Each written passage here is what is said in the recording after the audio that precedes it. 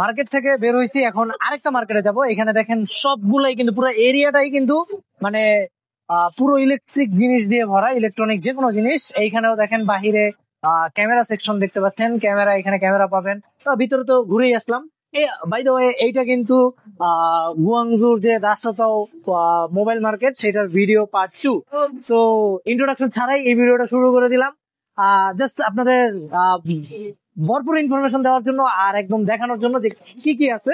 So আপনারা দেখেন, আমিও ঘুরি, কি কি পছন্দ হয় বা কি কি। আমি কিন্তু এখনো আমার ডিজিআই এর কোনো ক্যামেরা কিনতে পারি নাই, সো এটার জন্য আমার একটু খারাপ লাগতেছে। বাট দেখি ভাগ্যে আছে কিনা বা আমি কিনতে পারি কিনা। সো চলুন আমার সাথে ঘুরে দেখি।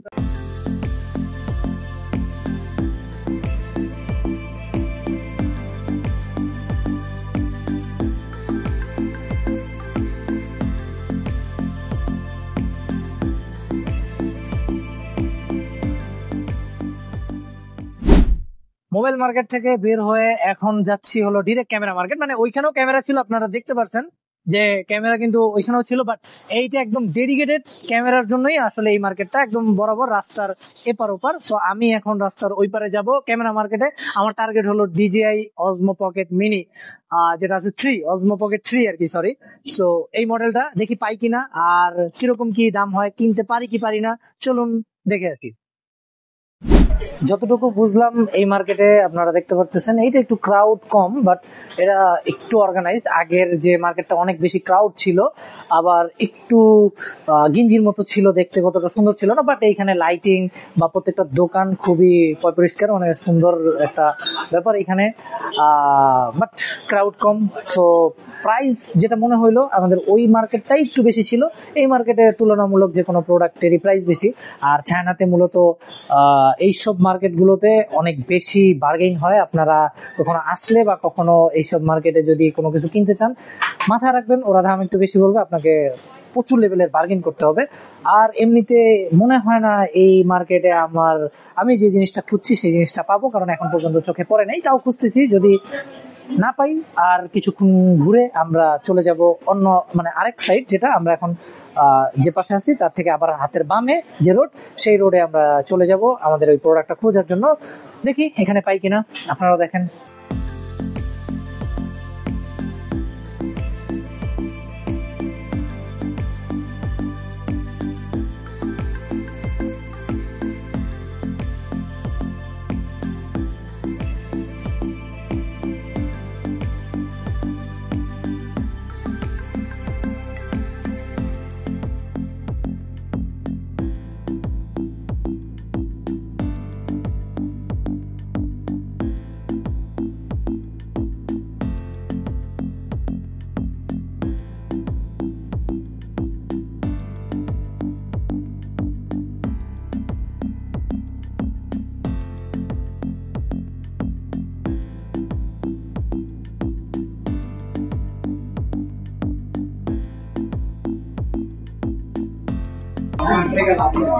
আসলে বললো না, এই মার্কেটে অন্য মার্কেটে দেখা লাগবে।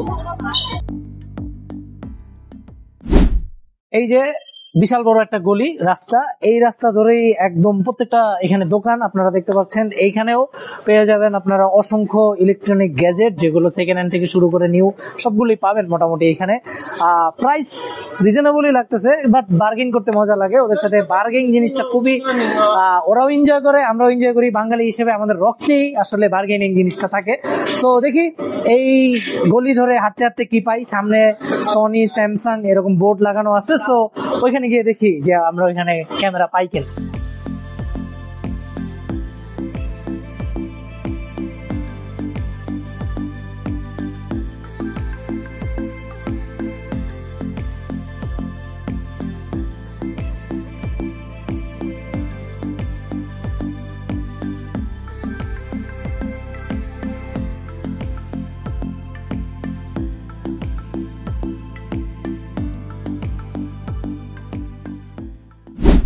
সো মোটামুটি এইখানে ঘোরাঘুরি শেষ। কেনা হয়েছে জাস্ট একটা আইপ্যাড আর একটা ফ্যান, যেটা দিয়ে পানি বের হয়। আসলে এগুলো কেনাকাটার ভিডিও ওইভাবে দেখাইতে পারি নাই সময়ের অভাবে বা আমার লোকজন স্বল্পতার কারণে। আইপ্যাড এয়ার, এটার প্রাইস পড়ছে বাংলাদেশি টাকার 7,000 টাকার মতো। আর এই জিনিসটা কিনলাম, এটার প্রাইস পড়ছে বাংলাদেশ টাকার 1,000 টাকার মতো। সো আজকের দিনে এত ঘোরাঘুরির পর মোটামুটি এই দুইটা জিনিসই কেনা হলো।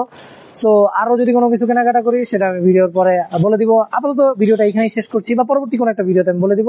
ভিডিওটা আপাতত এখানেই শেষ করছি, দেখা হবে পরবর্তী কোনো একটা ইন্টারেস্টিং ভিডিওতে। সে পর্যন্ত ভালো থাকুন, সুস্থ থাকুন, আল্লাহ হাফেজ, আসসালামু আলাইকুম।